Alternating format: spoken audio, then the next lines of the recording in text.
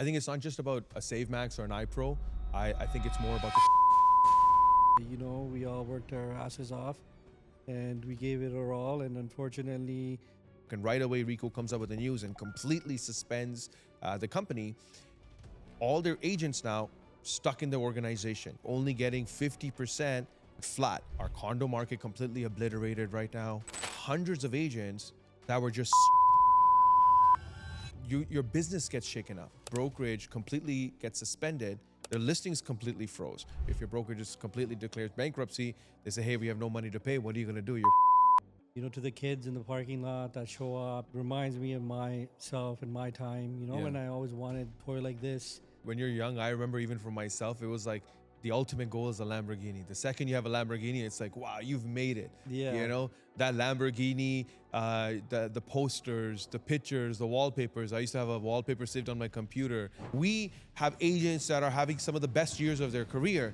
The market right now is a buyer's market. I've seen some of the best deals today. Yeah. I've seen some of the best incentives today. I haven't been ever able to see something like this in the entirety of my career. So, how's your day? It's going good. Yeah. It's family day today. Yeah. We're shooting. Yeah. Day off. Instead of being with the family, I'm here with you. Of course. I Of course. appreciate it. I also am not with my family too, FYI. So I think we're both taking a sacrifice. Now I'm here on the Ricky Sood talk show. Yes, sir. So- Welcome. Welcome. Thank you. What made you want to start this talk show? Honestly, I just wanted to get my voice out there. I wanted Yeah. to connect with people, the people that I love and the people that I'm always around. I want everybody around to kind of get an idea of who they are, what they're about, what their legacy is, what their life, goals are, Yeah. and kind of really inspire, Yeah. the younger generation. Yeah. Technically, you're in a position now Yeah. to inspire the younger generation Yeah. because you've done an incredible job with whatever you've achieved so far. Thank you so Right? much. But yeah, man, just wanted to start something, see how it goes. It's a shot in the dark, but I hope people enjoy what we have to talk about, you know? Yeah. I mean, look, at the end of the day, when I've got a chance to get to know you extremely well. Yes. We've hung out on many occasions. Yes, We've sir. traveled together. We've done a lot of crazy things together. We work together. So it's like work, business, friendship. It's a combination of everything.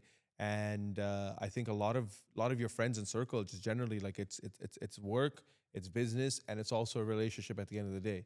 And so where everybody sort of helps one another and it all stays within the circle, stays within the community, whether it's referrals, whether it's business opportunities, whether it's connections, and I think that's how it should be. Likewise, you do too. This is why we connect, right? Yeah. Obviously, the brotherhood is there, and I'm very impressed with what you've done and what you've achieved. Thank you. And I'm happy that I'm a part of an organization where we have a leader like you. Oh, so kind of you. But this is my show, not yours. Let's dive into it, man. Sure. There's been a lot of things going on in the market. Yeah. We've been hearing about Save Max and all the drama going on over there. Mhm. What's your perspective? What do you think? I think it's not just about a Save Max or an iPro. I think it's more about the consumer confidence. Yeah. And whenever you have a brokerage, you have a huge sense of responsibility Yeah. that you have to carry. I hear dreams from agents all the time. Hey, Ron, one day I want to have my own brokerage. I want to have my own setup. Nothing wrong with that. I also had that same dream. But when you actually get into it, you understand that there is a sense of responsibility from trust account management. There's a sense of responsibility of management of consumer, the confidence they carry, what's being portrayed, the trust that needs to happen, and the transparency. And I think that's what a lot of people need right now is they need a lot of transparency. And so when somebody thinks somebody is a bad realtor or something is a bad brokerage, and when we hear things like this, it shakes up that confidence. And when it shakes up that confidence, tomorrow you're going on a listing presentation, you may be a great guy, you're doing everything right the way it should be done, but now there's that sense of doubt in the back of your head as a buyer or seller or an investor, and now you're asking questions and you're really wanting to know whether I can trust this person or not. Well, unfortunately, it's the affiliation now, right? And the situation is unfortunate. It shouldn't have happened, and it is what it is at this point in time. But I can't imagine what the agents are going through or what the clients are actually thinking. I hope something concludes and comes out that says, whatever it is, it is. But definitely, it's made a lot of noise, and it's something that agents need to really also look out for themselves. Even to protect themselves, be in an office or organization that plays their cards right.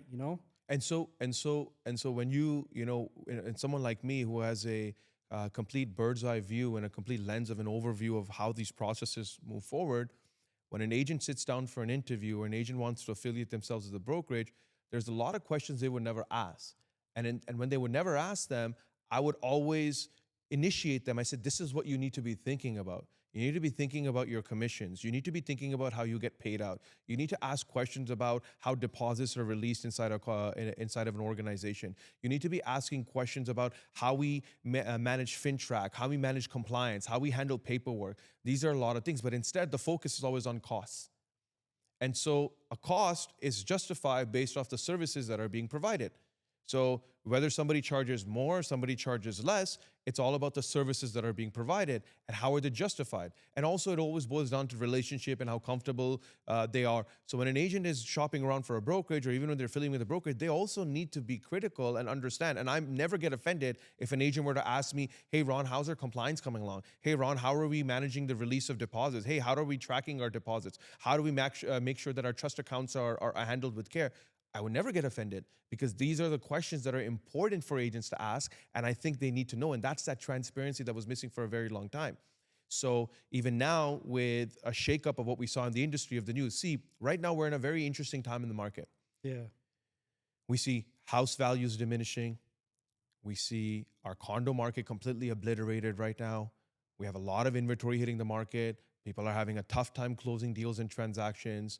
Lawyers are pulling their hair out and trying to, do the best they can for certain buyers and sellers that are over leveraged on a deal and they can't close. Builders are also having an extremely tough time. So our industry has in a way reset.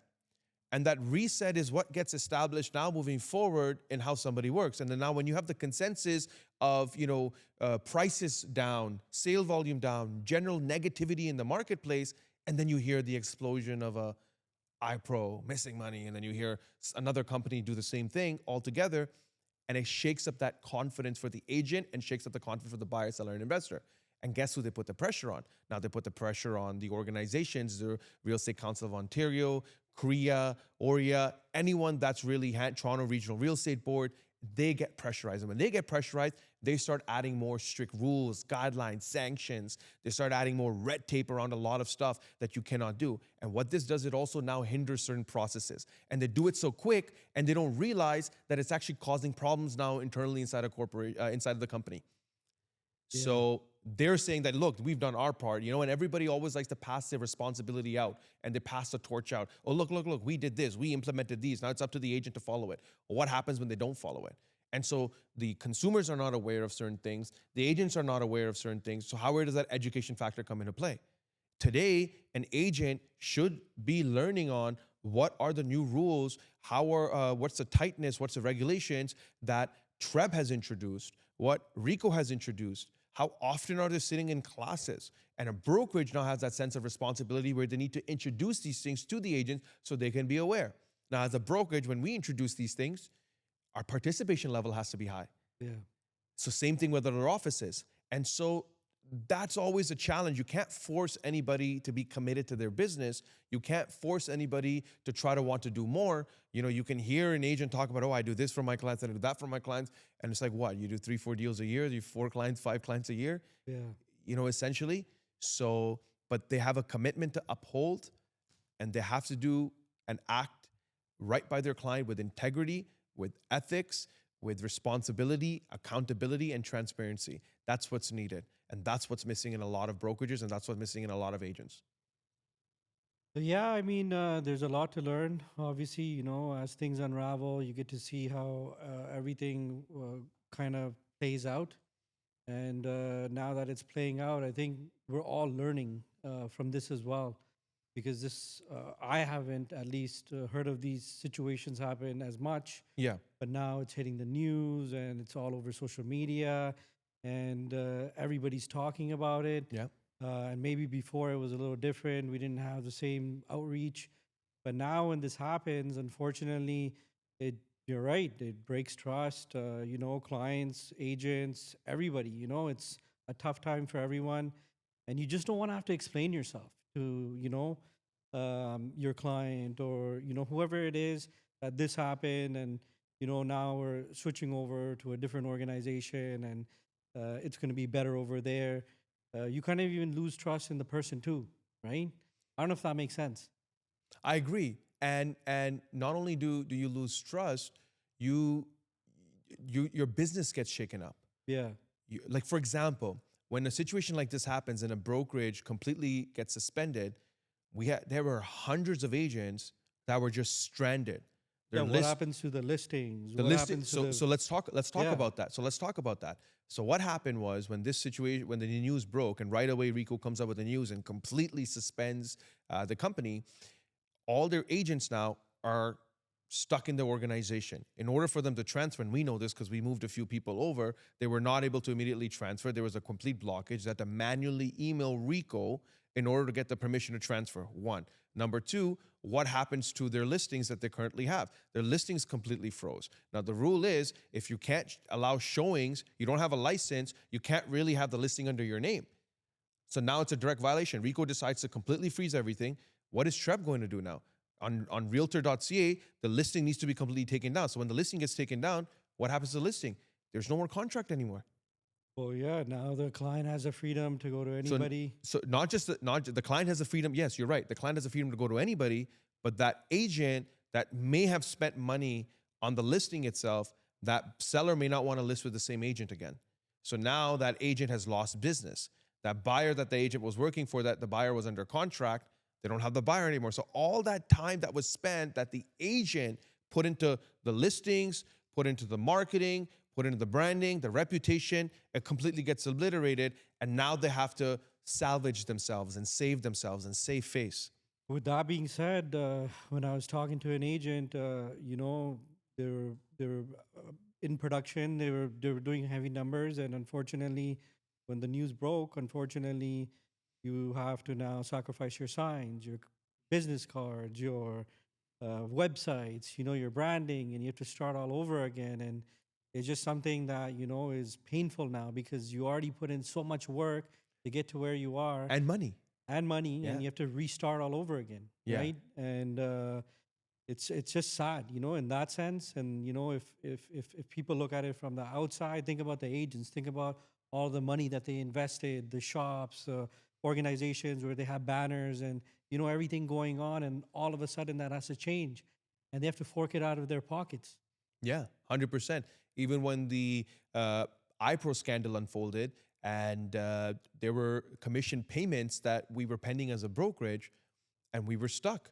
So what happened with that? Like, So let's for- say we were yeah. owed money. I did a we were deal owed, there. we were so what they did was then the insurer comes into play. Okay. So the insurance that we pay to Rico, they are now responsible to cover a portion of the commission. Now what it said in the insurance is that they only cover a total aggregate amount for the overall claim. Now the overall claim is $2 million. It's above $2 million in commissions, but the claim max limit is $2 million. So how are you going to pay everybody out? Yeah, So what that did was they the do? one major problem that we all encountered. So then news came, okay, we're going to give you 50%. Agents are like, what do you mean? We did a sale. We're only getting 50% less HST, meaning 50% flat. So if you were owed, let's just say, for example, 10,000. $10,000 plus HST, now you're getting only 5,000 flat, Wow. as an example. So now that's the payout from the insurer. Later on, when there was an uproar, when people complained, people were adamant, like, you can't do this, agents are stuck, and there was a lot of agents that were stuck, then they released news that, hey, we're going to cover the full 100% now. So that was good, but that didn't happen till the 3 months in or 4 months in to the process. So Yeah. that was a big challenge. Yeah. So even now when they get stranded, so what's going to happen tomorrow now? Our insurances are going to go up. Right. See, it's an added effect. It's like Plus kind of like minus. it's kind of like a condominium building. If there's leakage, there's constant pool maintenance, there's constant challenges. The maintenance fees are going to go up. Yeah. And so that's what we're anticipating. We're going to see fees completely go up. And so all these regulatory fees that we pay as an agent, it's not cheap to maintain your license these days. You're Yeah, paying, it's climbed up incredibly, right? of course, so when you're paying on average $5,000 to $6,000 in just maintenance of your fees, your licensing, your courses, etc., now all of a sudden you're paying more towards insurance. Yeah. So it's unfortunate that has to happen, and that's why, in a way, there's a lot of red tape because we got to listen to our governing body, and whatever they impose, that's what happens. They can make a decision today that affects all of us. We have no other option but to comply. We can say, hey, we're not going to do this, we're not going to do that, but they have the ability because they control our license. What's your take on this? What's your lesson learned from The lesson learned is that you have to ensure that when you are operating, you got to operate with a trusted, recognized office and operation. You really got to now question the brokerage that you're at, and you got to ask the most strategic questions to understand that where you have a level of comfort. Look, what if this happens with a lawyer? What if this happens with an accounting firm? This has happened with condominium development projects as well, where they get completely canceled and deposits are now stuck and there's a process to get it released. That's why there's sanctions there in the first place, to protect. So the lesson is understand the what ifs. What if this happens? What if that happens? What happens tomorrow if a brokerage shuts down? What happens to my commissions? What happens to the money in trust? So understanding that. So when agents don't have those questions answered themselves, and they're wondering, their clients are asking them questions, then they're unable to answer, it's a big problem. So, you know what? Since we're talking about all of this, I just realized, we all worked our asses off and we gave it our all. And unfortunately, it came down to, there was more receivables and more money borrowed where our money turned pennies to the dollar and basically we got nothing.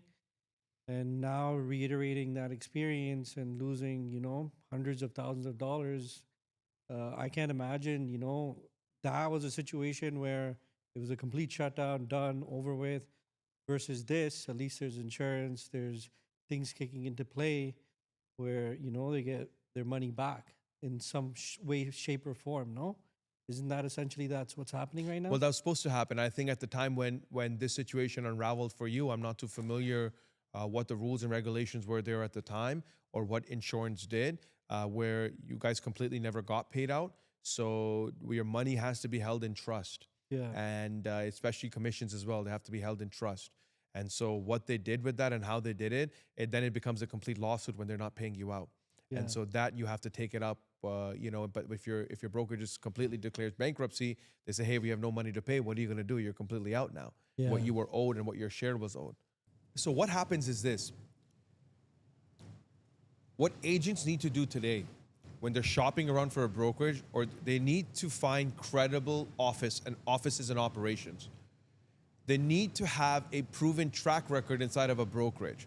And so there's a list of questions. When somebody comes in for an interview with us, we explain everything from our administration process to how our payment release process, to our commission advancements, to the complete whole 9 yards. So now every agent is a little bit different. You got the brand new agents, you got the agents that are in the business for a couple of years, then you got the senior agents that have been operating for 15, 20 years, and then you also have agents that are doing a big business and big volume. You have to ensure that when you're with a company that there's active involvement to ensure that things are being done the right way. Yeah. And you can always get that feeling, generally speaking. Now, for example, we are with the brand of RE/MAX, a trusted brand, a recognized brand, a reputed brand. So they also have their processes before. They're not handing out franchises. They've vetted somebody way before in order to ensure that they're giving organizations and company to the right people. Yeah. So now anything can happen. Look, I'm not saying that it can't happen to any, because we're all independently owned and operated. Yeah. But generally speaking, how often do you see that happening? So there's a recognized trust from day one. And so I can't speak for anybody else. All we can speak for is what I am doing, what we're doing, how we do things inside of our company. So when we see this, our main objective is to make sure that we build businesses, we retain businesses, we provide services, and we uphold consumer confidence. That's the main objective. So when somebody decides to work with RE/MAX Millennium, they have a strength and they have a confidence in our ability and our reputation that we are going to deliver. Right. That their business is safe with us. Their commissions are safe with us. Deposits are safe with us. We're doing things in line. We're doing things with ethics. We're doing things with integrity. And that's where things come into play. Yeah, especially in this time in age too, right? Um, aside from all of this, what's your take on like everything in general? You know, the market, the way things are, the way everything is happening. Like I've been talking to so many people and clients, they're in such bad situations. They bought properties for such high prices, and now they can't close. And it's just a sad story. And now you're hearing it on CPT 24, on the news everywhere, where people are coming forward and they're putting out interviews talking about, I'm losing my deposit, the builder's suing me. Not only did I lose my money, but I'm also asking to give more money. Do you think that people should, or the builders should be a little lenient and help out sellers and buyers, buyers? So you've asked a loaded question. Let me take it into parts. First off, general consensus of what's going on in the market right now. It's brutal for some people, like extremely brutal. They're over leveraged. They're having troubles closing properties, especially new build developments, when they bought them, in last 3-4 years. Because the market's changed, the appraisal values have changed, and then also you have to remember the closing costs are extremely high for new build projects and developments. Yeah. Now, does that mean should you still continue to buy? Well, it's a very yes and no. You have to be mindful and aware of why you're buying it, what the upside is, and how your agent or how the builder is supporting you, what your closing costs look like, and what incentives do you currently have into play. And look, it's like this. Market's hot, the builders have the leverage. The sellers have the leverage. It becomes a seller's market. And that's what we were in for the longest period of time, as we were in the seller's market. So when it came to incentives, when it came to, saving anybody on cost, it was always about how much more can we charge and how much more we can take. Now it becomes a buyer's market. It's the complete opposite. The buyer's like, how much more can we save and how much less can we pay towards a purchase? What more can you do for me than the general trajectory? And they have the option today that, hey, I don't want to buy. I'm not in a rush if I'm not getting the deal that I want. So that's the market that we're in right now. We're in a buyer's market completely. Now, is this going to change anytime soon? No, I don't think so. I think we're going to maintain this buyer's market for this year and even next year as well. And by next year, I would say you'll achieve some sort of a balance where you'll start to see some properties have, and look, we see it as well time to time. Yeah. So I can't comment on every property. I can't comment on every area. I can't comment on, but I can go by the general consensus. Are the values still down overall in the complete, a realm of Toronto Regional Real Estate Board? When we see our board stats, yes, we are down. Is the sales volume down? Yes, it's down. But are we up from last year? Yes, we are. But in terms of transactions, not from a volume. Our volume is still down. Volume is price points, an average general price point. It's still come down again. Now, the big question is the price is going to continue to come down. That's what everybody wants to know. Now, I don't have a crystal ball. These are measured off of stats. Yeah. Now, we have agents that are having some of the best years of their career. Right. Then we have agents that are just completely obliterated. They're wiped out. They're looking at, they have secondary jobs. They're not able to carry their household expenses just with their real estate income. We also have those people as well, just like a lot of agents out there in the marketplace. So the general consensus is this in terms of where we see the market being and what the market is currently right now at the moment. The market right now is a buyer's market. I've seen some of the best deals today. Yeah. I've seen some of the best incentives today. I haven't been ever able to see something like this in the entirety of my career. When it comes to builders now, what's a builder's position? Let's look at what our governments are doing. The builders say the governments charge us more. They also have a lot of red tape when it comes to those, when it comes to closing costs, okay?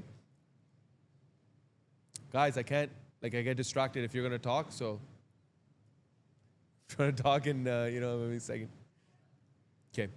Let's circle back on this in this conversation. So I'll just sum it up a little bit more, okay? When it comes to builders and their projects and their developments, the builders say that the government needs to step in and they need to help alleviate costs, because builders also have to pay costs to the city when it comes to development charges. The city says they want to enable builders to build more. So in order for them to have builders come and create more housing, they have to provide them with certain incentives. When a market is hot and if the builder's profiting as much as the city thinks they're profiting, the city also wants now a piece of the pie. So who are these costs getting offset to? Yeah. Who's taking the risk? The builder's taking the risk to put this product. Now, why are they doing it? Because there seems to be some sort of demand. And the demand is what? That they're going to get some sort of tax break with the city. They're going to get some sort of development break with the city.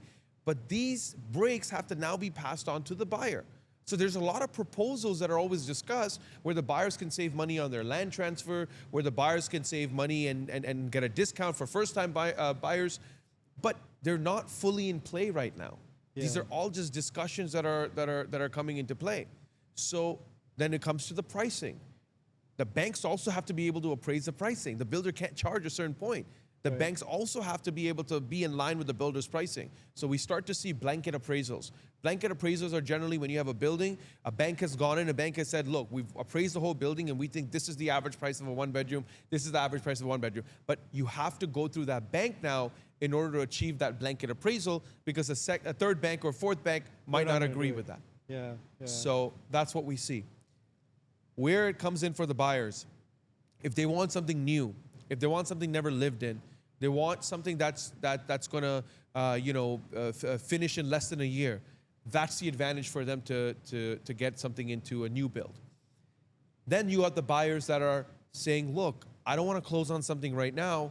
I want something down the road. That's a personal, that's on them, for them to decide that that's what they want to do.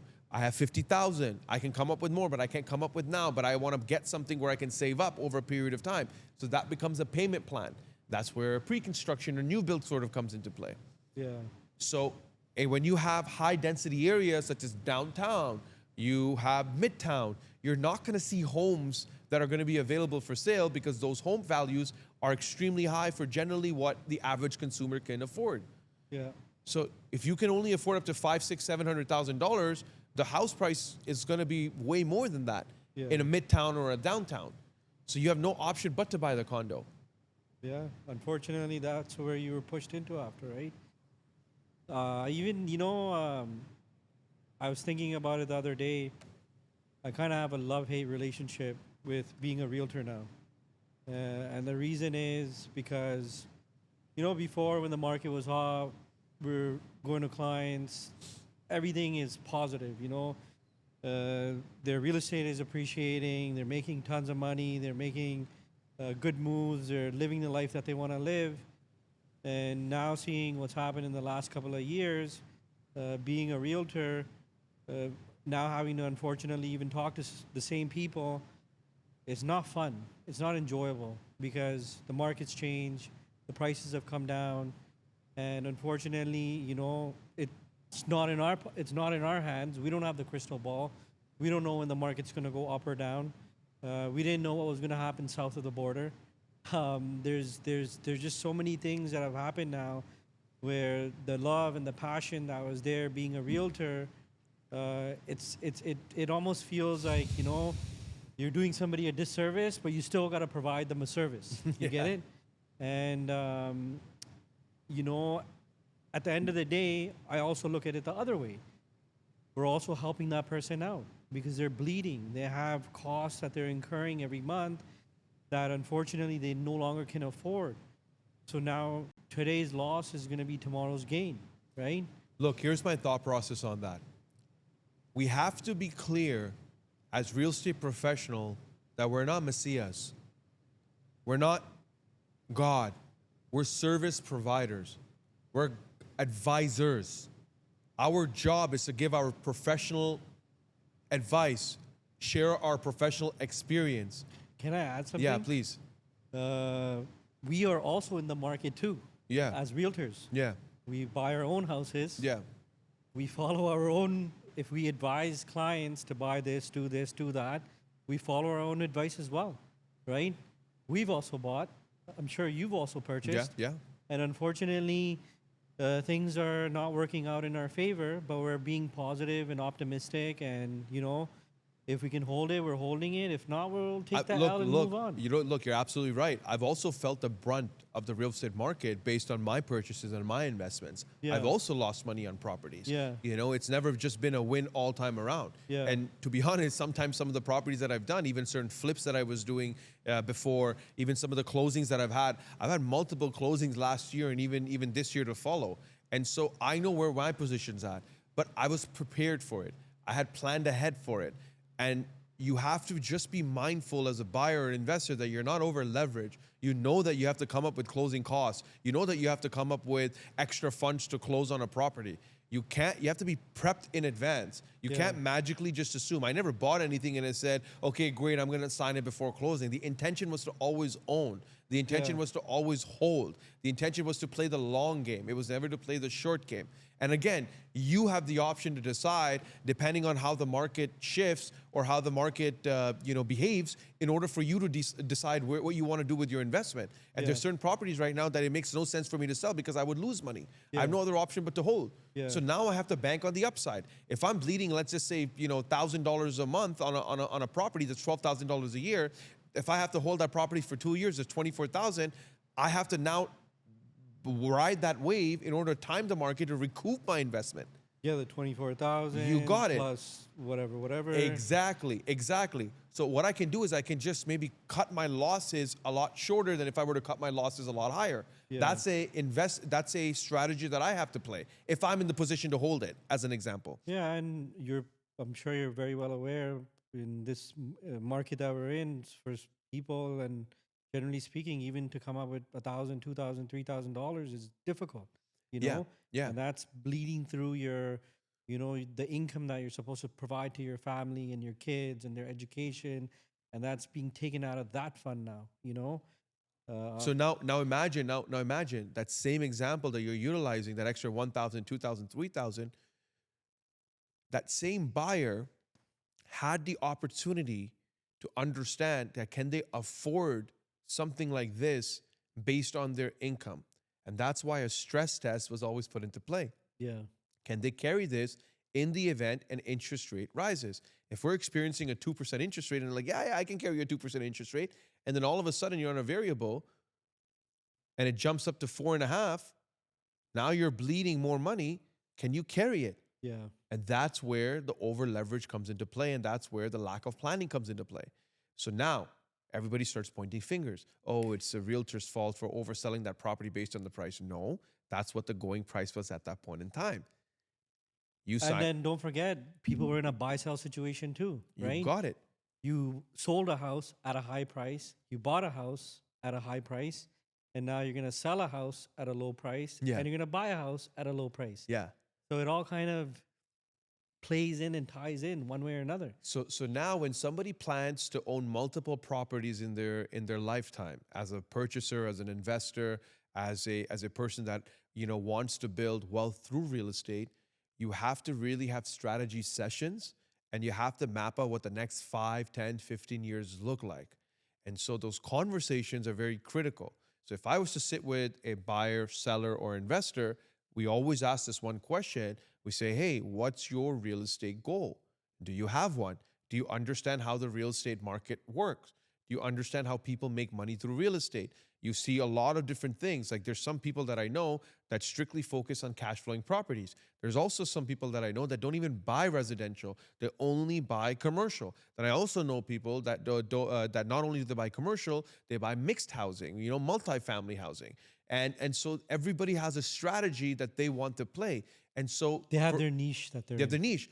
We had a lot of beginner investors. Correct. People with secondary income. Yes. And remember, they got burned. You got it. And at the time of the pandemic, remember, again, it goes back because it's changed the trajectory of our buying habits and our purchasing power. Yeah. During the pandemic, you're not going out as much. So your expenses of you spending, of going out to a restaurant, going out to the bar, going out to the club, going out to, traveling, you're limited now. So all that money is now being saved, number one. Secondly, if they utilize the government's help to get certain money, now you're getting money from the government directly as well. You're getting, that incentive, that $2,000 a month that they were getting from the government, the relief, the COVID, the pandemic relief money, which again, now they had to pay back, obviously. Yeah, they went back. So now you're saving their costs, you're getting more money. Guess what's happening? And your employer still has to pay you. Yeah. And you're sitting at home. So now all of a sudden you have more money than you had before, but you never had good financial habits. Right. You never had, so I call that new money, and you can always smell new money. When somebody has new money, you can see what they have. All of a sudden, they have a brand new flashy car. You see a new jewelry piece. You see their clothes, because their financial habits were never developed. And a lot of us never develop good financial habits. So it's very critical to understand that. Now, who's going to teach this to them? Either a wealth advisor, a financial advisor, YouTube, Instagram, following the right people, maybe their circle of influence, maybe the right real estate professional. So as a real estate professional, you're doing such a combination of things. You're giving wealth advice, you're giving life advice, you're giving real estate advice, you're giving financial advice, any kind of all in one. But you're sharing your own perspective. And so that's what the buyer is buying into. That's what the investor is looking into. And that's why when someone says, hey, you got to work with the right people, you got to work with the smart people, because they've generally figured it out on their own and they're doing the same thing themselves. Yeah, no. I even remember I bought my first property 13 or 14 years ago. And it was just that time, All you had to do was go with a checkbook, sign some checks, drop it off to the builder. And literally a year or 2 years later, once the property's built, boom, appreciation. And then you do it again, boom, appreciation. Third time, fourth time, fifth time, sixth time. Then the eighth time, you make a big decision or whatever it is, or you buy more than you should, and then you get burned, And I think that's happened to a lot of people, and a lot of people just didn't see this coming, I remember I had bought this condo, and I bought it around $200 and something thousand, 230, and at one point it shot up to. Hold on, this was your first condo? This was the first condo. And can you give us the specs on it just to see how amazing the price was back in the day? Yeah, this was, I bought this in, I would say, 2012, 2013. Okay. Okay. I believe I was first year into real estate at that point in time. 2013, I would say, 2013, 2014, I think I bought this. And the one bedroom, we call it the shoebox, yes, okay, sir. in my household. Because it's literally like a shoebox. It's under 500 square feet. Yeah. Okay. And at one point it was worth around $640,000. Oh, wow. Okay. And I refied that for $640,000, and I got $450,000 in equity, somewhere around that. And what'd you pick it up for? Pardon? I picked it up for $230,000. Dang. Okay. And then I had done this with another property. I had done a flip on that property. I had bought that property for around $600,000. Okay. And 2 years later, I flipped it for $880,000. Oh shit! Wow. Yeah. So Okay. made a cool, just under $300,000 on that one. Then I had done another flip. I made around $120,000 on that flip. So it was good, great. But then remember, red tape, right? Yeah. I started doing it. There's other people started doing it, and then people start cutting corners. Yeah. Okay, and The competition increased. competition monkey see, increased, the monkey do. values increased, and then you get stuck on certain properties. Yeah. And then I got stuck on one property. I still remember I still made money on it, but I didn't make the money that I anticipated because I went a little bit overboard with my reno, and that was the license. That was my learning experience when not to follow HGTV. And, okay, so you went and overboard. I went way overboard. I picked that property up for around $630,000. Okay. I spent around just under $200,000 on it. So I'm around 830 in. Yeah. I tried selling it for 1.2, didn't budge. Tried selling it for 1.1, it wouldn't sell. Long story short, after holding it with expenses, carrying costs, everything, I ended up just selling that property just around $1 million. Okay, so now when I look at how much I made, I was like, all that work, 6 months hold, 7 month hold. I still think it's a success story. Right. Because how much did you learn from that? Yeah. Right? You're And so probably not going to make the same mistakes again, right? I could have, and the reason why I needed Uh, to sell it at 1.2 is because I spent so much money. Yeah. You know, and I was like, this is, and that's a mistake that I made. I was like, it was the best house on the street. Yeah. And unfortunately, not all the houses were like that. Yeah. So you can't ask for more when the other houses are going for a certain range, and I was asking for way more money. I remember my first house that I Yeah. bought. It was 275,000. Yeah. It was in Ajax. Yeah. It was a townhouse. It had a backyard. It had a front yard. It had a garage. All for 275,000. Yeah. And it was 1,800 square feet. Wow. I stayed in it for a little bit, Yeah. and then I sold it for the following year. That was Yeah. my first big check. Yeah. I call it double or nothing year. Yeah. The 100 turned into 200, Yeah. and I felt like I was King Kong. Yeah. And that was a taste, you know, Yeah. and then the legacy just carried on from that point on. right? Yeah. So yeah, that's incredible. And look, that's the thing about real estate is it doesn't end. But these are the good times we talk about right now. no, but right? but here's the thing. There and then is there's no- the bad times No, that but I everybody don't, else. look. That's the thing. It's because we took a risk. Yes. And that risk that we took was that where we went against either A, you can say common sense, either B, we went against. But you know, technically, even at that time, you went against all odds too. I mean, I call it. There's a period in my, like, for example, I got stuck because at that point, every time, I don't know, and this is my consensus, and I've searched this up as well, and I'm sure maybe anybody watching this might agree with me. During the elections, Yeah. I always see the property value slow down. Anytime elections are going on, Yeah. that's one, because you're starting to see changes, and all of a sudden things get halted. And I see some of the slowest period during the election time period when it comes to real estate sale. So that one property that I was talking about that got stuck for almost 6 to 8 months, that was during the election time. Then Yeah. on top of that, then they raised the interest rate. The first raise they always do on the interest rate, I see a big completely stopover. Yeah, yeah, Everybody yeah, just yeah, panics. They're like, we don't know yet. We don't. what's gonna happen? What's gonna happen? Where's this heading? And so you're like, well, you can lock in the rate right now. Yes, it's slightly gone up. Sure. Maybe Yeah. it's gone up by 0.5. How much of a difference does it make on your monthly payment? Yeah. So those conversations are very important, right?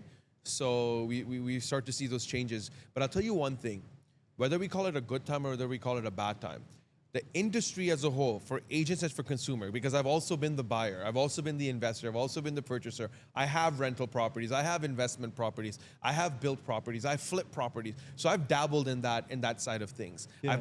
I've given loans against properties, I've given privates to properties as an example. Yeah. Then we get the other side, which is the agent side of selling real estate. Yeah. Now we're non-emotional. Yeah. So one thing is for sure that when you're doing these things, you have to be a little bit non-emotional towards your property, especially if it's an investment, because it should be designed for one thing only, is it's designed to make money. That's it. So Yeah. now when it comes to the market or the industry, if a buyer is there, they're coming to you, hey, I want to make money, one goal only. So now your experience is advising them. You can't just say, hey, just buy a property and don't worry, a few years later it'll go up.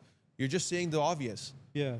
you know? Yeah. Buy something and hold. You're just saying buy and hold. Well, hell yeah, that's a old consensus. Even now, hold. You buy, you hold, you make money, right? It doesn't matter if you bought for high or I low saw or this. whatever. I saw this video the other day on Instagram and social media. I really liked this video, and it really spoke. And they said, and they talked about buying strategies, and they talked about this one family and how they really accumulated real estate wealth. They said, while most people were going out and buying an $800,000 condo or $700 in a hot area, in a developed area for lifestyle play, etc. 20 years later, that same condo is now worth 1.2, meaning it's gone $400,000. That family would go into the most beat up areas, and instead of buying, one condo, they were buying a building for $800,000, and they were buying land for $800,000, and they waited 20 years. Now Damn. that same investment for $800,000 for land or that building in a complete beat up area, 20 years later, it's worth $20 million, Damn. and that condo's worth 1.2. It was just mindset, how they thought. That and- was the mindset. And the know? mindset was always to hold and buy things in the most underdeveloped areas, and you let time do its thing. And that was a strategy. And so today, people can still do that. When Just they're gotta let everything get marinated and, just wait its course. Everything has its time and place, right? Yeah. Like today I would say we have the largest opening of businesses. There's so many people that want to exit out of their business. And Oh, so yeah. somebody can come in and completely take over that business. Like Yeah. I told you, like everyone says, hey, Ron, find me a place. I want to start something. I said, why would you want to start something from scratch? Yeah. To find a place for you, you want to be a location, it's very tough. The Yeah. time period for you is going to take a long time. Why don't we get you to buy an existing business, get you a negotiated deal? It's already built out for you. You add your other touches, rebrand it to the way you want to rebrand it, and you have a turnkey operation from day one without you having to waste any spend money. And we can get you a loan against the purchase. Yeah, yeah. No, absolutely. You Makes know? sense. Aside from all of this stuff, we always have our moments. We talk and we talk about growth and success. Yeah. What is that to you? What does growth mean to you? What is success to you? And what are your traits as a person? Are you arrogant? Are you a dick? Are you an ass? Are you a nice guy? What do people perceive you as? I think that's for them to perceive me as. I think that's up for perception of what I may come across. All I know is this one thing: I act with integrity. I act with pure intention. I have a very big heart. I'm very giving as a person. I would say a little too giving as a person, which has burned me multiple times. Oh, and I it's going to really, continue to burn you if you continue to give, sir. I consistently provide platforms for people to build, grow, and succeed. Yeah. And I don't do it without having an ulterior motive. And the goal is that that's my way of paying it forward. Now, there's a sense of job responsibility where I have as a broker of record, as a brokerage owner, as a broker of record or leadership position in my office, where someone's generally going to come to me for help and support, where those are the service exchanges. Now, there's a simple service help and support, and then there's the let's go above and beyond for you. Let's really do this for you. Let's really do that for you. Let's go out of the way. I always thought being a broker of record is super easy. There's nothing to do. You drive a fancy car. You smile, you giggle, you shake some hands, and that's your life, Yeah. Now getting to be your friend and getting a closer outlook to life and how things unravel on your end. I think it's fair to say that we salute you, sir, for what you're doing, and you continue to do it.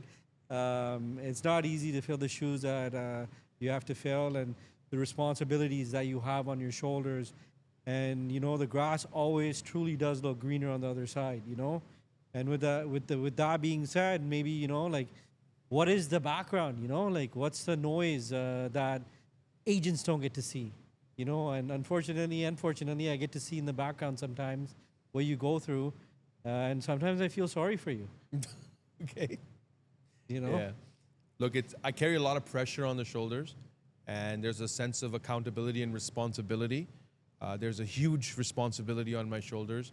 I am answerable to people around me inside my company and my organization. And any decision I make, for the better or for the worse, the fingers will always be pointed towards me no matter what, because that's the job. And so, so do I take it in the wrong way, or do I get upset over it? No, that's the choosing that I have done. Now, there's going to be some people that like you. There's some people that don't like you. People don't like you when you have to set put your foot down and you say, no, unfortunately, this cannot happen. And you say no to them. It's nothing to do that. It's to protect the integrity of the organization. It's to protect the integrity of the consumer. It's to do what's right and what's ethical, And if it was up to anybody, they'd try to get their way in every capacity. So it's about, you have to impose the rules. You have to impose the regulations. You have to be strict. And you have to say, hey, we don't condone this and we don't operate this way. And we cannot allow this to happen. We cannot allow this to take place. And business needs to be done this way. It cannot be done that way. Otherwise, there's a huge liability and risk. It's nothing in it for them. They're their one business. We're looking at the entirety of the organization, kind of like when we hear news in the marketplace. So in my position, I have to make a lot of decisions every single day. And those decisions, sometimes they have to benefit the overall company and the organization. Now, it's not to limit anybody else. It's not to say no to anybody else, but it's to do what's right by the consumer, right by the agent, right by the brokerage, and just do what's right overall. And that's who I am as a person. I'm about doing the right thing. Ethics, integrity, intention, purity. Look, the kindness, the positivity, the outside, right? Surface level. I'm real as it gets. There's no sugarcoating things with me. And I think sometimes I can be a little bit rougher on the edges because I just say things how it is. Yes. And there's no other way around it. Yep. And I'd rather be so clear. And I don't think that, I don't see a lot of straight up people these days. I just say it how it is. This can happen, this cannot happen. This is what we're gonna do, this is what we're not gonna do. I think this is why we get along, you know? Yeah. There's no bullshitting. I don't like bullshit. I don't like fakeness. I don't like people sweet talking to my face and then doing something behind my back. I just like good intentions, and I just want purity. You know, be straight. This is what I want. This is what I need. This is what I require. And then ask for an answer. Can it be done or can it not be done? You know, I don't like people give you round answers and say, well, you know, this, that, blah, blah, blah, blah, blah, and then never get back to you in the first place. Yeah. So, Yeah, I know. I feel you on that one for sure. You know, I think we've all gone through our fair shares. professionalism is so underrated. We all need to be professionals. We're forgetting to be professionals today in our marketplace. We don't pick up phones. We don't respond to messages. We don't get back to people in a timely manner. And then what do we expect? So You expect everything to come to your feet. 100%. And it's not going to happen. It's not going to happen. So that professionalism is super critical. And so I don't like when I don't work with professional people. That's why that professionalism is respecting time, respecting people, respecting their business, respecting their money, respecting their dollar. And so what happens is that here we are respecting everybody's time, money, resources, their business. That same respect has to be now reciprocated. Well, absolutely. I think a lot of people, have, their own assumptions of a business and how it operates and what expenses are there and, what's fair and what's not fair. But what happens in the background and, all the moving parts that are there go unnoticed, Yeah. Yeah. And it's sad to see, but, that's also the harsh reality as well. Yeah. Right? And now in business, you deal with so many different personalities. Yeah. You deal with so many different mindsets. You deal with people from all different classes, cultures, backgrounds, all for the common goal of a business deal. So you don't know what they've gone through in their life. You don't know what they've experienced. You don't know how they work, how they operate, how they think. And so you can only analyze them or try to understand them. And there's a lot of not so good people in our industry. There's a lot of not so good people, around us sometimes. And it's important to filter through. And it's important to understand that. That's why when we talk about circle, when we talk about community, when we talk about culture, when we talk about our surroundings, it's very important to be around those pure intention people that really want good things for you. Why would I, as an example, think about it. Why would I want an agent to fail? I would never want an agent to fail. It gives you no benefit. It gives me no benefit. Why would I want an agent to burn on a deal? No. What would I gain out of not getting an agent paid? What would I gain out of really hitting an agent hard? As an example, I gain nothing. Absolutely nothing. What I gain from is them building their business, them doing their job, them doing more listings, working with more buyers, working with more investors, and just being a business professional. That's where I gain everything on. I gain nothing from having somebody get screwed, somebody get hurt, somebody get upset, somebody not do what they're supposed to be doing, somebody not succeed in their business. That onus is not on me. Yeah. As an example. If you could be an older brother, Yeah. To fellow realtors, what would you say to them? What would you want them to do in order for them to succeed? What would the bro talk be? I would say, as an older brother, if I was working or advising somebody, I would say that get committed to your life and have a sense of responsibility and accountability. Every action has a reaction. Every action has judgment. Every action they take has a consequence. And every action they take is going to give them some sort of result, for better or for worse, depending on what they do. So that accountability to themselves and a sense of responsibility. And they also, as an older brother, I would also tell them that no one's going to be there to save them every single time. Now let's convert this to dollars and cents. Sure. For that younger brother. Yeah. That needs to make some flow. Yeah. Out of this situation. Break it down. If I was brand new and I just started my business, I don't know where to start. I don't know what to do. If you were to also start all over again based on your knowledge and what you've learned, what would the perfect roadmap be? So let's tackle this question in a couple of different ways. Depending on the age demographic of this particular agent. Let's there's- keep it easy. Okay, 30 and under. 30 and under. If they have parents, they should be thinking about how to retire their parents if their parents are still working. They need to be thinking about how they're going to carry all household expenses, be that, man or woman of the house. They need to be thinking about how are they going to live out the next 5, 10, 15 years of their life and what that looks like. Very important, very, very important clarity that they need to have. Yeah. So that's step number one. And now comes the actual action part. So first comes the plan. Okay, what's the intention? I need to make money to retire my parents. I need to make money to sustain myself. And I need to make money so that way I can be financially free or financially stable or financially successful my next 5, 10, 15 years of my life. Now let's give you another couple of perspectives. The same 30-year-old came from a job that paid them $40,000. Then there was another 30-year-old that came from a job that paid them $80,000. And another 30-year-old that came from a job that paid them $120,000, $150,000. What does that money look like? They need to make double that amount in order for them to quit their job, realistically speaking.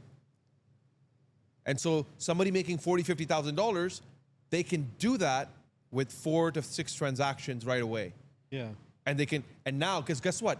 A person that's making $40,000, all they've learned is to live within that $40,000 range. Yeah. They're living within their means. We all live within our earning potential. And then some live outside the not learning potential, sorry, let me rephrase. We all live inside of our earning potential. And there's some of us that over leverage ourselves because we want to show the world that we got it and we do it outside of our earning potential, and that's when they crash and burn. I make $40,000, $50,000. What am I doing going on a spending spree? I need to save. Yeah. I need to have a reserve fund, but instead I'm out. Now I'm a liability on my parents. I'm someone that's not accountable and responsible. I'm living off my parents at that point in time, as an example. And I see this quite often, and that's why I'm saying this, example. So what they need to do is they really need to understand that that's the plan and that's the objective. Now comes the action part. Showing up, learning, shutting up, and listening to the people that have already done it and following orders and advice and simultaneously using their brain along the way. Yeah. And so we get a lot of entitled human beings today that where you ask yourself, like, where is this entitlement coming into play? I mean, the younger generation, I find like they're more spoon-fed. They're more baby. Let me ask you a question, okay? Anyone watching this video, I'm sure a lot of agents will relate to this, okay? Open houses. Mm-hmm. Agents not doing business. They have no deals. They have no nothing. One of the agents in the office says, hey, can you do an open house for me? Oh no, I'm busy on the weekend. Oh no, how much are you gonna pay me? The most weirdest thing I'm seeing today in the market is agents asking for money to do open houses. You want me to do your open house? Pay me. What? In my day, we jump at the opportunity to do an open house because somebody already has a listing. We get a chance to talk to somebody because we don't have business on our own. Yeah. Why would I need money? And here's what I'm also seeing. Hey, I'm running around doing showings for your client. How much are you gonna pay me? Okay? Not even the learning of how much are you going to pay me. So everyone's like, how much are you going to pay me today? You got to earn your worth. That's the entitlement that we're living in. Unfortunately, this is the world we live in, sir. Somebody moves a finger for you, they expect something to come back to them in a dollar amount, And it's sad, to be honest. But I think the bigger learning curve from all of this was supposed to be go out, do the open house, meet people, connect with people, get a sale out of it, get a deal out of it, get a transaction out of it, that $20, $30, $50 that you're worried about, because if you were to convert hours to dollars, it's not going to add up to anything significant versus a $20, $30, $40,000 check. Look, I'll sum this all up in a quick second, okay? It's important for every agent today, okay? As agents, our job responsibility is to create opportunities every single day, no matter where we go. So if they, and everyone, the way they do it, that's on them, on their business operation. Everyone has a different way of getting business. Yeah. But even when they're getting business, they're creating opportunities. So for someone like you have your own unique style of how you create those opportunities within your network. Right. And that's your personality with how someone wants to meet you and interact with you, whether it's a social media play, whether it's a car play, whether it's a business play, whether it's it's you being an entrepreneur and having multiple businesses. You've done something well where somebody wants to come talk to you to learn from you and understand from you, and that opportunity is walking to you. That's the ultimate goal. When you get to a point where the opportunities come directly to you, where people are generally reaching out to you, look, I got this problem, I got this situation, I got this circumstance, and now you're able to leverage it. Yeah. But what happens when when you're not that person? And let's just say I don't have multiple businesses, I don't have a nice car, I'm in a very tough spot in my life.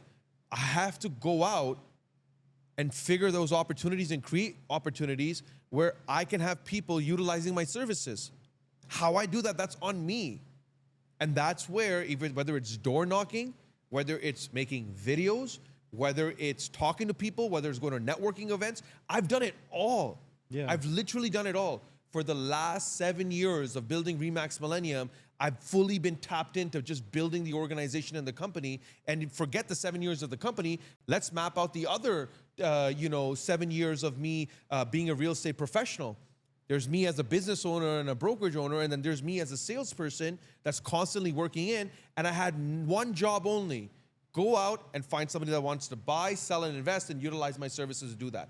And all I had to prove to the world was that I'm that person that you can rely on. I'm that person that can service your real estate goal. I'm that person that can get you what you're looking for. I'm the problem solver. Yeah. You know, obviously you're a broker owner, Yeah. one of the youngest broker owners from your time. I'm a little old now, so I think I think that title is I don't think anyone's taking the title, but it's an old title now. It's rightfully not yours Yeah, anymore. I'm just Ron Sally, broker owner, broker of record right now. So, I'm sure you go through a lot of things on a day-to-day basis, a lot of stresses. What are some things that people don't see? They don't see that when I'm on a trip, that's my break time and that's my relaxation time. But unfortunately, I can't say that.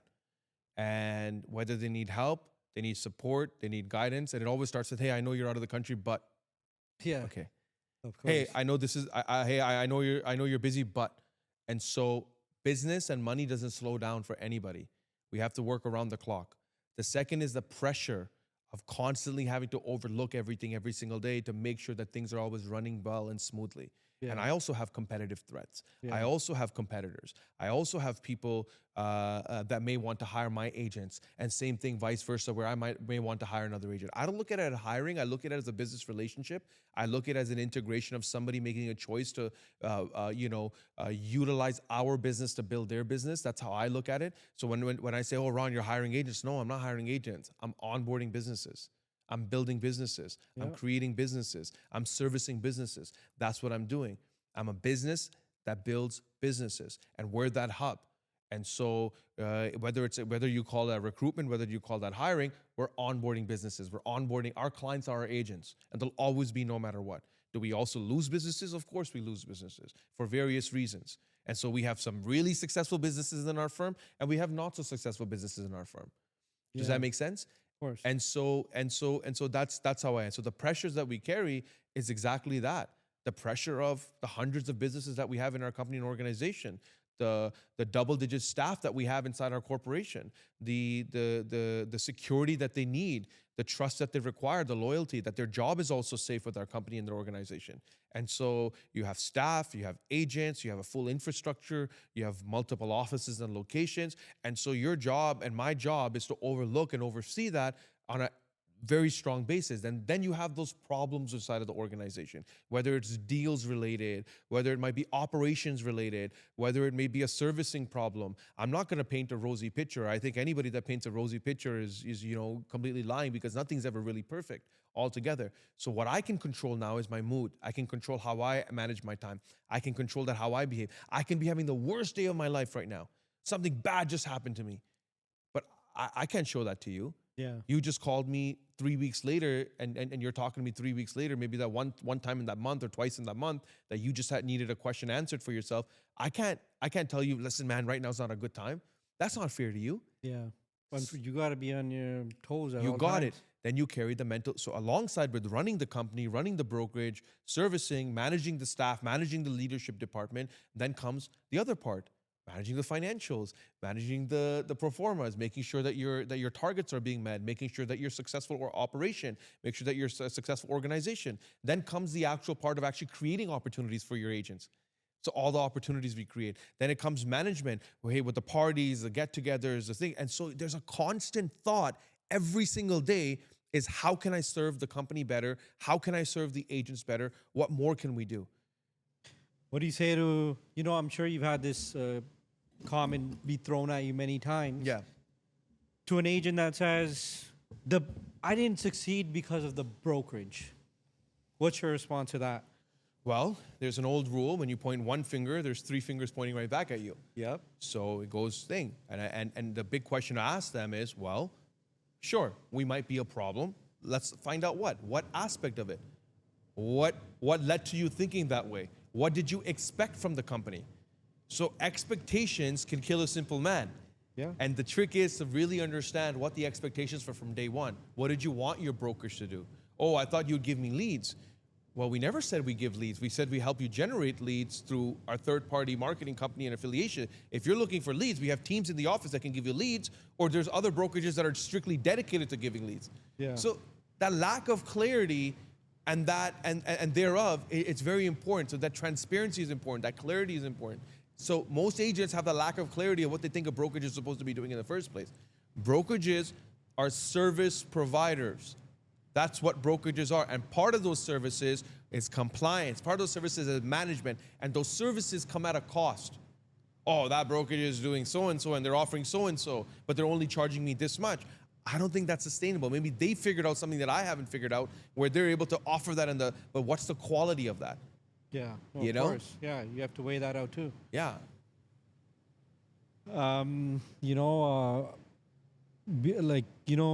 Aside from all of So these. let me ask you a question. As real estate professionals, we work around the clock. We do? Okay? Now, take that working around the clock and put it back on me now. It's the same thing. So every moment is just constant working, and there's always one job to do. Now, we delegate, of course, there's responsibilities that are handled from different people, but there's no just chill time. There's no time. So how do you run your life? And my life has suffered, my personal life has suffered a lot as a result of me working all the time. Of course. My first and only love, I always say, is Remax Millennium. Yeah. Aside from that, I've suffered in other areas of my personal life. Not being able to give time to my friends, not being able to give time to my family the way I want to, not being able to give time to myself altogether. So that little bit of time that I may sometimes get on a holiday or two, it's very rare Yeah. because you're on all the time. Yeah. No, And you so have to be. You have no choice. there's no rest. And what happens is your body, your mind, it starts taking a hit. And it starts taking a hit. So even how getting sleep. Like there was a time where I was only sleeping 4 hours a night. Yeah. There was a time, even in the office, I'd be at the office till 11:30, 12 o'clock at night. Go home, wake right back up at the 6, 7 a.m. and then right away at the firm. Yeah. So because it doesn't slow down for anybody. Yeah. You know, oh Ron, you should give this person this responsibility, that person delegate. Yeah. But when it's your baby, you're a little bit very particular about it and you want to raise it the way you want to raise it because you're overtly involved in it. And that's the passion that's missing. And anybody that started a business, anybody that's in their business, they'll understand that passion can never die. Yeah. That passion of you being, and I do it out of a place of happiness. Yeah. Because if I wasn't doing this, what would I be doing? Yeah. I'd be the most relaxed guy there is. You know? I think you'd be a good lawyer too. I think I'd be a surfer. You know? A surfer? I don't surf, but I think Whoa. I'd be a surfer. Meaning I'd be by the water, I'd be chilled out, I'd be having. So I'm an extremist by nature, right? So it's Yeah. either 100% in or like, hey man, I'm just I'm not completely. doing it. Yeah. Yeah. And even circling back to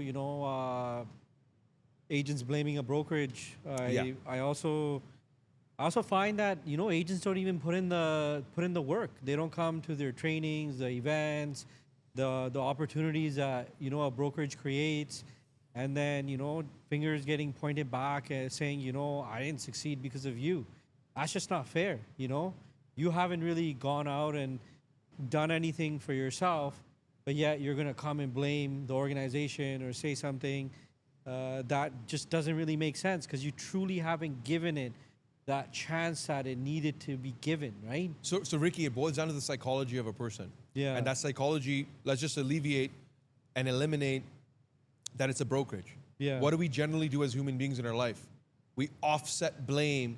Oh, we're not successful because of my parents and what their thought process. My dad never gave me the money to start something, or my mom never, no, mom never did this to me. Oh, I'm not successful because I was raised in poverty my whole life and I didn't go to school. Oh, I'm not successful because I didn't get a degree.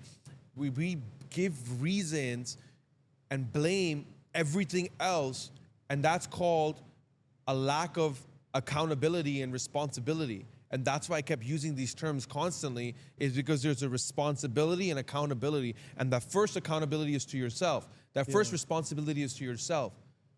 And so now, add that onto an agent, that first accountability and responsibility is to yourself. So if they haven't gone out and started marketing, they haven't gone out to talk to people, they don't make phone calls, they don't come to the office, they don't show up to the training, they don't show up to the event, they don't take initiative to learn. So what more can you do other than making the offers that you make?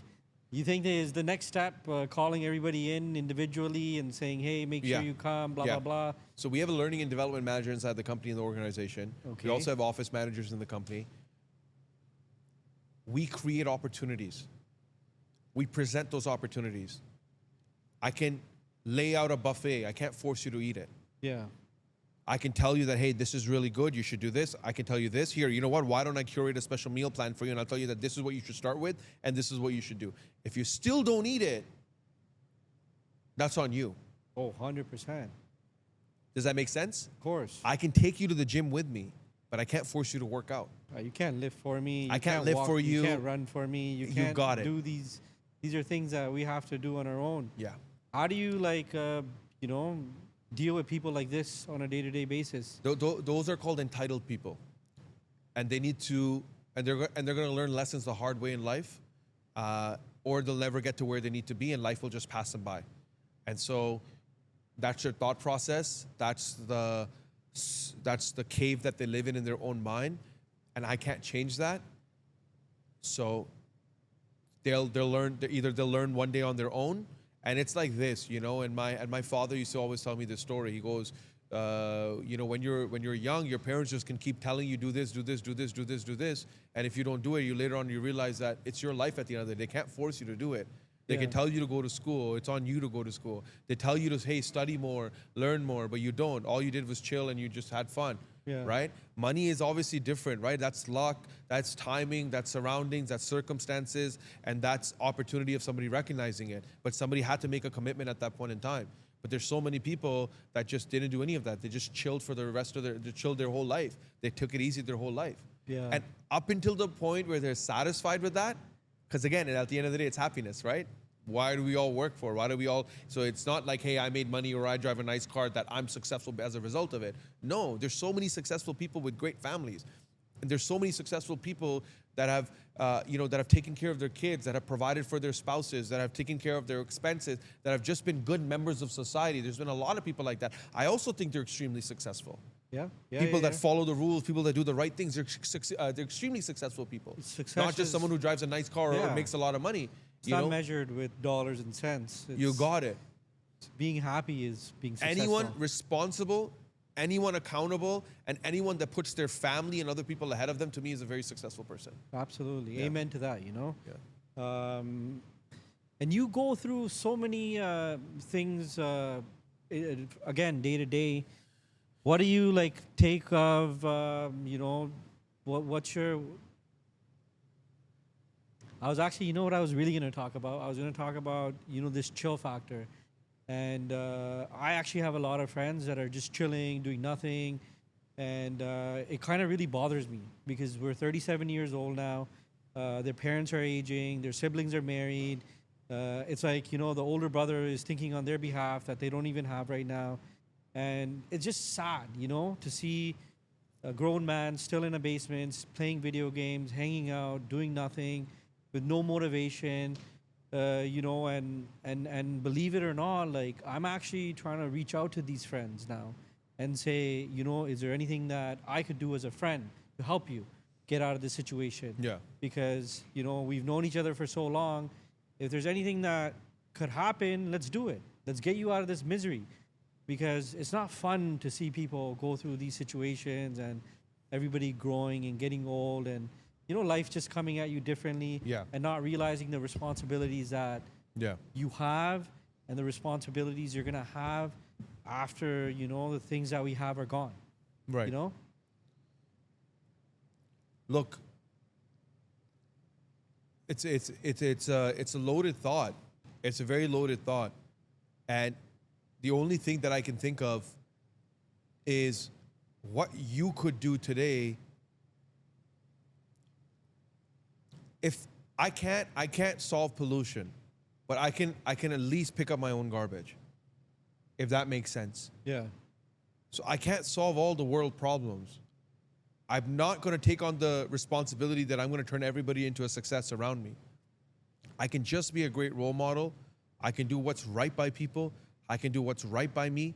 I can do what's in the best intention or the best, integrity of other people.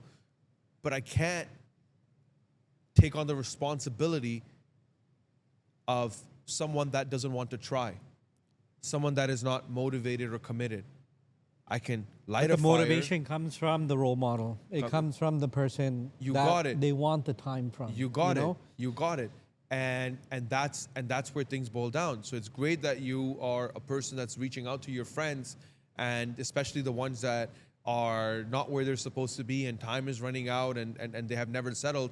And there's a lot of people like that in the world, unfortunately. And maybe they're going. Sometimes nothing more than a pep talk. Maybe there's nothing more than that you can even do, right? It's just a conversation. Maybe it clicks, maybe it doesn't, maybe it goes somewhere, maybe it doesn't. But we tried. I think that's what the goal is. Yeah, I totally agree with you, and that's all we can do. We can have a conversation and motivate them, but we can't force them. On social media, we see a lot of people that want to project success. They show that they're bigger than they normally are in their lives, and we know a lot of these people. Yeah. They show off luxury, they show off things, and we know their financial story, or we know their financial circumstance that they're in, and that's their whole life. We call it flexing. Yeah. Nonstop flexing, nonstop flexing. Life is fantastic. Life is fun. What are your thoughts on people like that?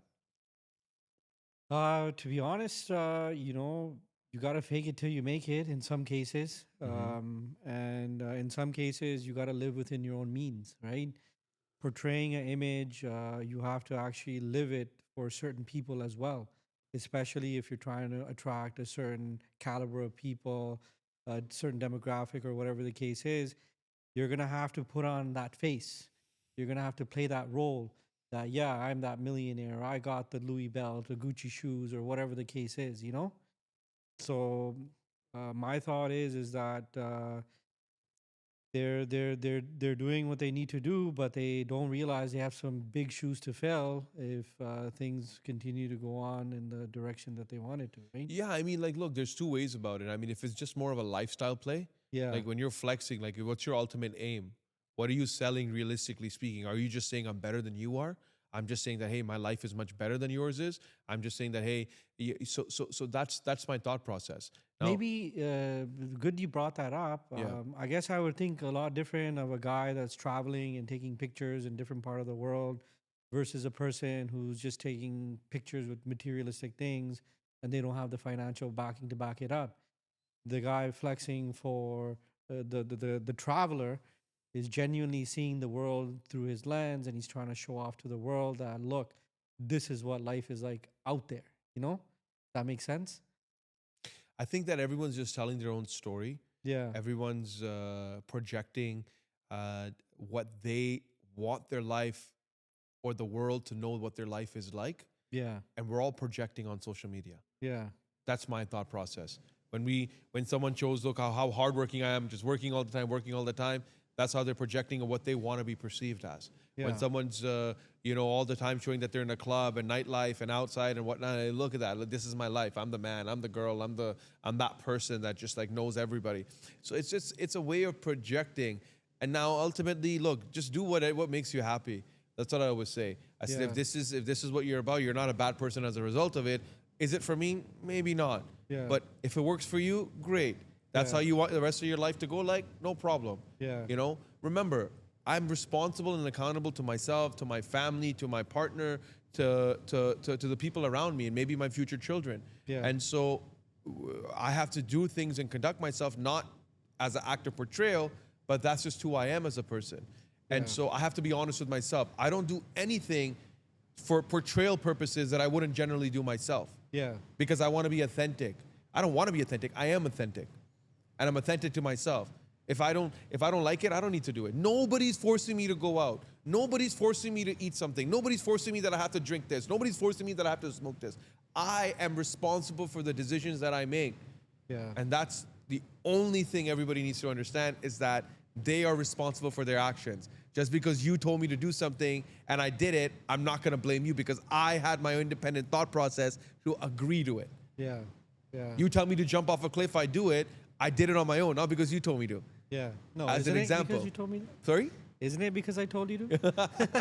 No, but that's what it is, right? If somebody tells you to go jump off a cliff, are you going to do yeah, it? No, I get it. But I if get you it. do it, you did it Yeah. on your own. Yeah.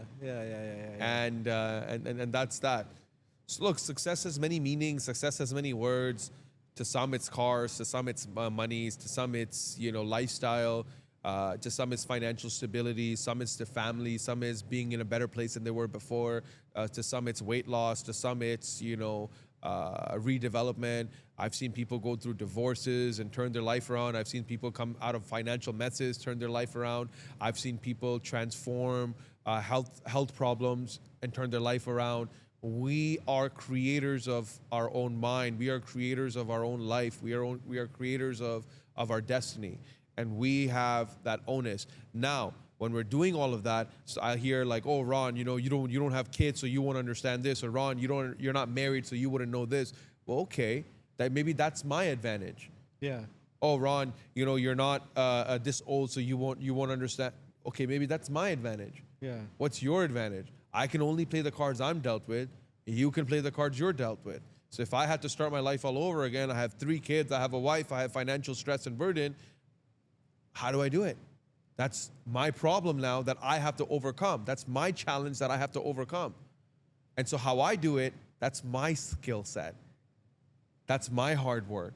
That's my ambition, And so someone like you, the example that you raised, 37 years old, still living in a basement, that's their challenge that they have to overcome. Yeah. How do they overcome it? That's on them. Yeah. And so how you do anything is how you do everything.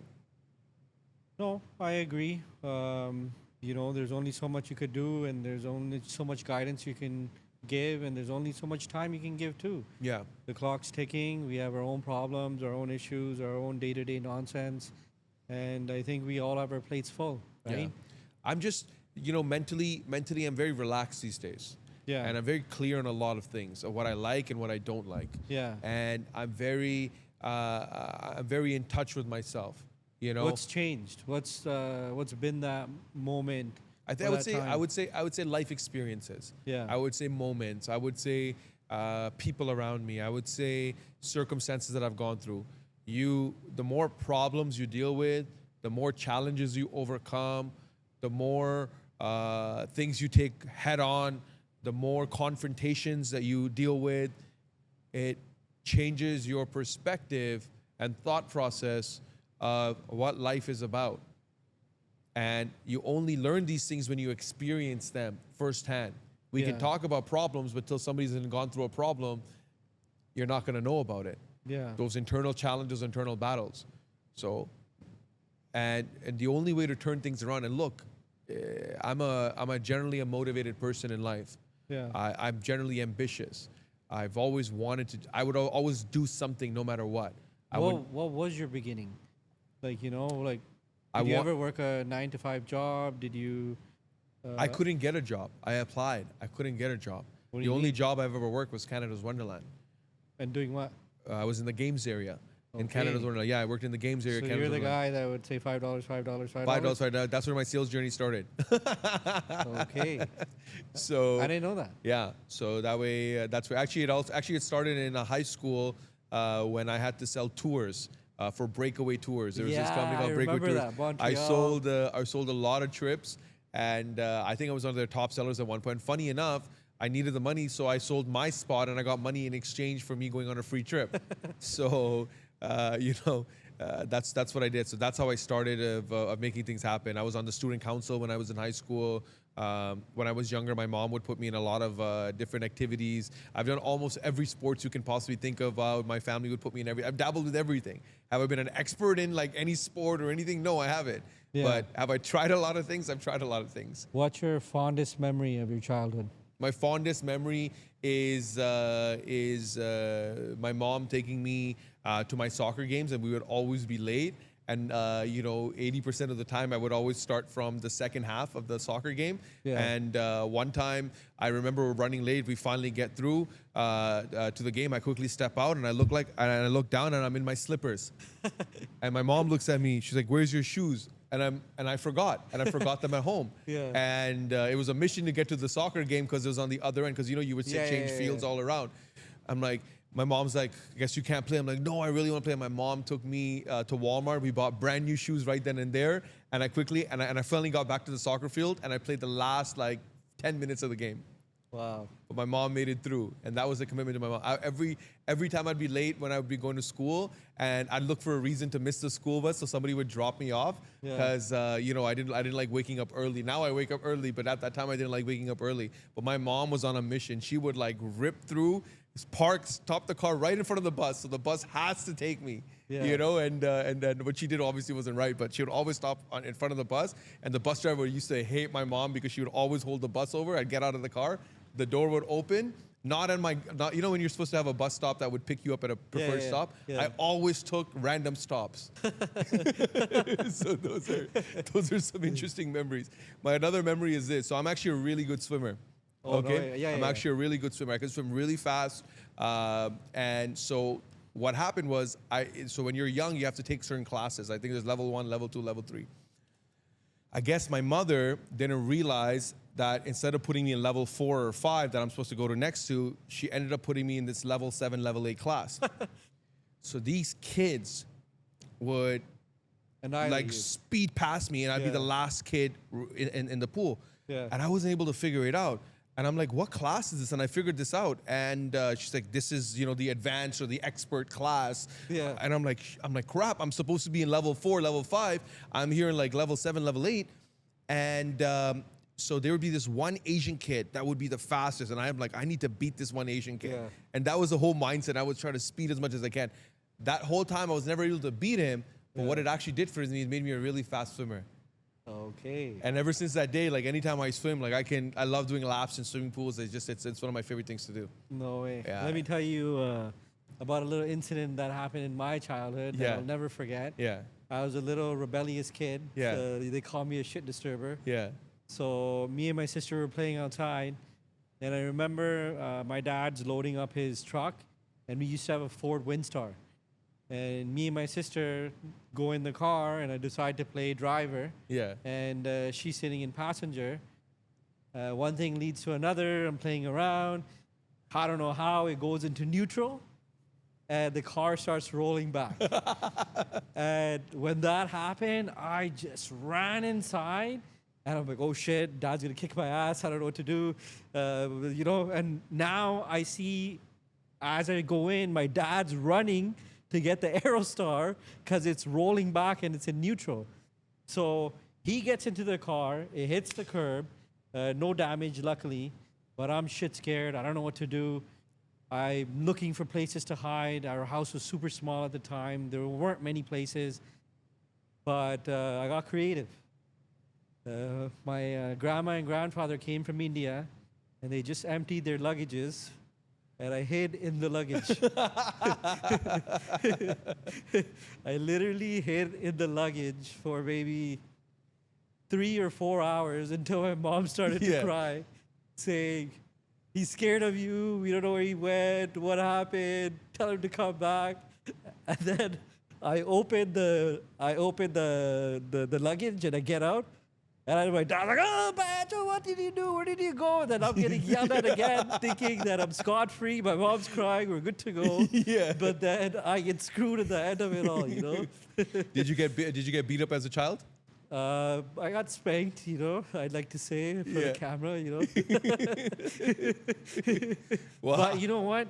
Those spankings are so valuable. That fear that, you can't just do whatever you want, attitude that our parents had. Thank the Lord they instilled that in us, because I don't know where I would be without that guidance. Oh man, I got it hard, okay, nonstop, and I even have marks, as a result of it, Yeah. altogether. And I'll tell you some stories. But that was the immigrant way of teaching and learning, and you learn the hard way. And I was a very, very troublesome child. I Yeah. create problems. I was very naughty, you can say. When you're like little kids that are just nonstop. I was the kid that was in trouble all the time. So Yeah. you'd be funny when you look at me now, but I would create problems. The teachers would always have to call my parents. I'd create, because I was always like, why? Why do I have to do this? Yeah. Why do I have to follow this? I'd be such a, rebel when it came to all of these things. I was a little rebel. And so one time I had done something really bad in school, and I was getting a lecture, and I talked back to my dad when I was young. I was like 10 years old or 11 years old. I can't remember. I was 8 years old, eight or nine. And I must have said something back to my dad, as you know, Sunil. Yeah. I got one of the, the best backhands of life. Yeah. And he used to wear rings. The old school dad used to Yeah, wear yeah, rings. yeah. That ring is still slapped on my face over here in this corner. It's covered by my beard. So that's what that is. So I have a little mark right over here. And that had an imprint of that ring right on my face. I used to get in. I have so many scars and marks all over my body. I used to get in. I used to hurt myself somehow, some way. I'd get into fights. There's so many things. The nonstop. But Here's another cool story I have. I had a fetish back in the day. fetish. Okay. Buying Hot Wheels. Okay. And I would buy these Hot Wheels, and I'd go away from my house because I don't want my dad to see what I'm doing. And I'd have the Hot Wheel and a hammer. Yeah. And what I was trying to do is, when you're playing with your Hot Wheels, I was trying to impersonate an accident. So every time I would hit the car, I'd hit the two cars and break the cars as well. And I did this for so long, and my dad would get cheese. You keep breaking cars. What's wrong with you? So one day I decided, I had a friend, his name was Robert, and he came over with his Hot Wheel collection. And I decided to play the same game with him. And he had some super expensive Hot Wheels that his dad bought for him. And I decided that I was going to show him his first accident scene. So I took the hammer, I smashed his car too, I smashed my car as well, and then I'm like, boom. And he's looking at me like, that was my favorite car. And he started crying and he ran away home.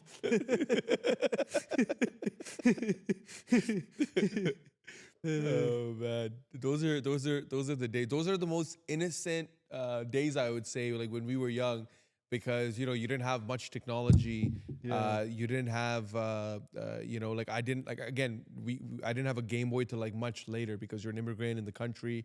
Your Yeah. family can't afford much, and so up to, I would say, I was 12 years old. It was a tough grind, right? So you didn't really have much. Like, you didn't ask for toys, you didn't ask for anything. We were never allowed to play. Like, of course, it's not like we didn't have it, and we were completely, no. It's just, it wasn't like what you would consider a premium toy. I wouldn't even know what that is. Yeah. What you would see in the ads, and like, hey, can I buy this and that? You remember all those ads that we had white TV, and you watch white TV all the time. Yeah. And this toy's coming out of this board, this game board. They didn't have that, right? Yeah, But you yeah, get yeah, the basic items, the cars, or Yeah. or when somebody comes over, they buy you a gift, Yeah. as an example. So I had this thing where I would love to. I used to live in an apartment building, and we would take our bikes down, and we would ride the bikes to the local store. And my favorite thing was to go to Rogers Video. Yeah, Blockbuster, Rogers So Video. I used to live on I used to live in one of those Lisa Street apartments back in the day in Yeah, Brampton, and so the really old buildings, and I used to live there. And so when you go down, there was a Rogers Video right in that plaza. yeah, Now it doesn't exist anymore, obviously. And then later on, it became Blockbuster, but at that time it was Rogers Video. So you rent, and it was my favorite thing was to just go there and I'd study all the movies of like, whoa, what's this movie? What's yeah, that movie? What's that? And my favorite thing. And the other thing was I would go and get slushies from the ice cream man or ice cream yeah, machine. yeah, yeah. So one day, me and my brother are riding our bike. We finally got slushies, and we'd have to beg our parents, like, "Hey, can you just give us $2? Can you give us $3 so we can get Yeah. slushies?" So got it. So I'm having my slushie. I was super excited, and then my little brother Drew, which we all know, Yeah, yeah. I don't know, he Little was riding dumb his kid. bike. He fell off his bike and he dropped Yeah. the slushie. And then he was like, I'm like, you dummy, like, what the heck? Like, why would you do that? Like, I told you to be careful. And he would do all these little things. And then I saw him, and then I'm like, I don't have any more money. And then as I'm sipping my slushie, he's just looking at me. I'm like, and I just gave him my slushie. I'm like, just take it. And so it was like I went home. I was so sad because I had to give my slushie over. But you know, it is what it is. That slushy story brings me a story now. Yeah. Grade 2, Mm. there was some kids that would come to school, and there was this one family in particular. At lunchtime, they started a new trend, Yeah. and the trend was 2 Wonder Breads, ketchup, shredded cheese, and you eat it. That was a flex. And that, honestly, it was a brother sister. They started a trend in the whole school where everybody started bringing Wonder Bread, ketchup, and cheese, and that was our meal, you know. And I say this story to some people now, and like, ew, what the hell, ketchup and bread? That's nasty. I actually suggest even you to try it tonight, sir. It's not that bad at all. Do you still eat it? I don't, but now that I've reminded myself because of all these great stories, I am tonight, you know? Sounds like prison food, sir. Something like that, sir. The wages weren't as high as I they think were we've today, all you know? worked extremely hard in our lives to not eat that anymore. So I don't know if I'm going to eat that anytime soon. Lots of protein, sir. You'll see how it goes, you know? Wonder bread, cheese, ketchup. Interesting. Yes, That's, sir. okay. We call it a pizza, sir. Yeah, Without the pizza sauce, the substitute was ketchup. yeah. Cool. What ethnicity were these guys that did this? They were Indian, sir. Oh, very nice. Yes, sir. They were one of us, sir.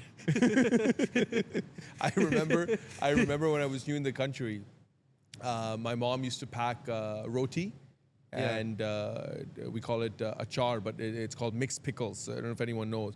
Roti, mixed pickles, and like she would roll it up, and it'd be like, I don't know, it'd be like the weirdest combination ever, but like, you know, that's what we used to get. But the thing was that the roti, when you open the box, it has a smell to it. So I remember when I opened it up, and apparently the roti had opened, and all this like mixed pickle I was squished. And for people that don't know, these kids, and you know, kids can be ruthless. Yeah. Ew, what's this? What the heck are you eating? You're eating, you know, shit. Like Yeah. they say all these like mean things. And I'd come home, and the week went by, and I didn't eat my lunch. Every time my mom would pack it, I wouldn't just sit there quietly, and I would just You stay wouldn't hungry. even dare I wouldn't open even it. open it, and the mom's like, "Why are you not?" And then you get in trouble at home, like you're wasting food or working hard. Like, what are you know, what are Yeah. you doing? And so I could see all of that happening. But our parents worked extremely hard. You know, every parent wants to give their child the best life. Oh, yeah. Every parent wants to make sure that no child is ever left out. You know, and again, everyone's circumstances are so different, right? Yeah. Like I remember even like when pizza used to come at school, I'd just be so nervous to ask my parents for $1 Yeah. for pizza days, Yeah. as an example. I remember kids coming with fruit roll-ups and gushers, and like literally, like I would want a piece. You know those And- kids? You know those kids that would give away their snacks? Yeah, I don't want it. You can have it. You'd be like, what? I made those kids, sir. You made those kids. Yeah. It's like, whoa, you're giving up your fruit roll-ups? Like you don't want it? Like, are you sure? It My was mom more ne- like I'll take one, you know. Yeah, that's it, you know. But you know, reflecting back on these moments and times, it really goes to show how humble our beginnings were, and the things that we fought through in life, and what we have now and what we didn't have then, and what we're so grateful for now. You know? We're all just people. Take away Yeah. our things. Who are we? Take away our titles. Who are we? Take Yeah. away our materialistic items. Who are we? We're just like everybody else. Yeah. You cut your hand, you're gonna bleed. You cut your hand, you're gonna bleed. We all Yeah. bleed. We all feel. We all hurt. We all love. That's who we are as people. Yeah. You know. Yeah. And so I wish everybody thought like that. No, I've always thought like that. You I'm know? not better than anybody, and nobody's better than me. We're all equal. Yeah. You know, who am I to govern anything? Yes, there's roles and responsibilities. Yes, there's a higher sense of positions. There's a higher sense of I would say repercussions if something was to go wrong. You know, today if somebody was to make a mistake, their mistake might be small to them, but that mistake is now my representation. That could cost me some money. That could create problems for me, as an example. So I do still believe that there's still a hierarchy of order when you're in an organizational structure, because it comes from a sense of responsibility. Who's in Yeah. charge to handle a certain role, Yeah. right? As an example. So, but at the same time, we're all still people. Yeah. And so you can't think you're better than somebody because you have something that they don't have, right? And we all can learn from something from someone. We all have a job to play in society. We all Yeah. have something to do every single day. Yeah. You know, and that's what we have to continue to do. And so when you realize that you're just a small speck on this earth, your life perspective just completely changes.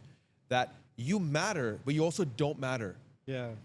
I matter to my family. I matter to my friends. I matter to, people that love me or care for me. But I also don't matter to the 7 billion other people that don't know who I am. Yeah. As an example. And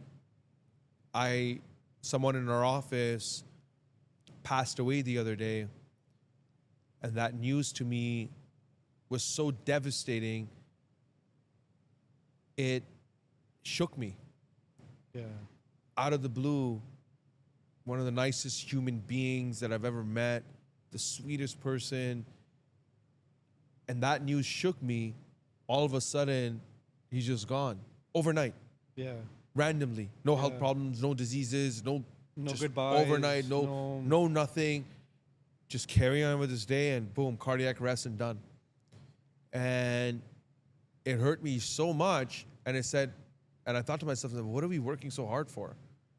We all have a limited time on this planet Earth. One thing is guaranteed in our lives, no matter what, that's death. Death. It's guaranteed. And it's what we do with our time, the people that we meet along the way. And if I can do good by someone, if I can be good to someone, if I can be nice to someone, I can be kind to someone, I can't control their actions, but I can control what I can do today. Yeah. No, absolutely. So it just changes your perspectives of where you are, what you want to do, how you want to do things, and who you are as a person. Because you've brought that up, I've actually been having these conversations with my friends and my circle. As we're getting older, it's actually getting scarier. And there's so many more people going through health issues, people passing away. And, our time is also going to come, but people passing away is an eye-opening experience now, because it's true. We're only here for a limited time. We must leave with a good impact. We must be remembered for the good that we've done. And we must leave a legacy behind for people to follow through with. And, I always thought, being rich is having a lot of money.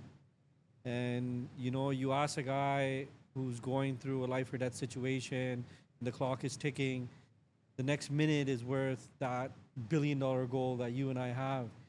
And seeing people go through these situations, it's a reminder of, what are we chasing this for?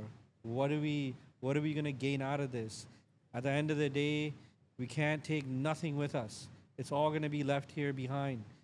So let's do something. Let's make an impact. And I always talk about this with you. You always, whether it's you on your end or me on my end, the good intention is there, the execution is there, and it doesn't need to be talked about, But we know we do what we do from the kindness of our hearts, Yeah. And I think that time has come now where the chase for paper has to calm down big time. And us getting our significant others, our families and our kids and everything organized, that's real wealth, right? For me, I would say where I am right now, mentally, emotionally, financially, it's working with intention. Anything I do is with intention. If it's just to do it, I'm not going to do it. It has to be with intention. It has to be with clarity. It has to be transparency. It has to mean something. And so when you do that, you're working with limited time that you know that this action has to have some sort of result. And you're not just going to show up somewhere because you just have to show up somewhere. Yeah. It's going to create results. It's going to benefit someone. It's going to help something. It's going to further something. You're working with clarity and intention. And that's how I'm working, no matter what, with what I do. This That's isn't great. just a, hey, let's see how this happens. Let's see how that happens. Okay, let's go here. Let's go there. Let's try. No, let's work with intention of why and how we want to go about it, how we want to accomplish it. That's Yeah. the strategy. Absolutely. Let's wrap this up. Thank you, Ron, for coming to the Ricky Sood show. You are actually my second guest, the first guest in this setting. Thank you for coming and sharing, your life and what you've gone through, and you being the successful entrepreneur you are. Keep going, keep motivating, keep pushing, Thank you. and keep inspiring us, sir. I appreciate you and thank you for having me on your show. Now, I keep looking at this car, so let's take this for an actual spin. Yeah, we're gonna go right after this, bro. Don't even worry about it.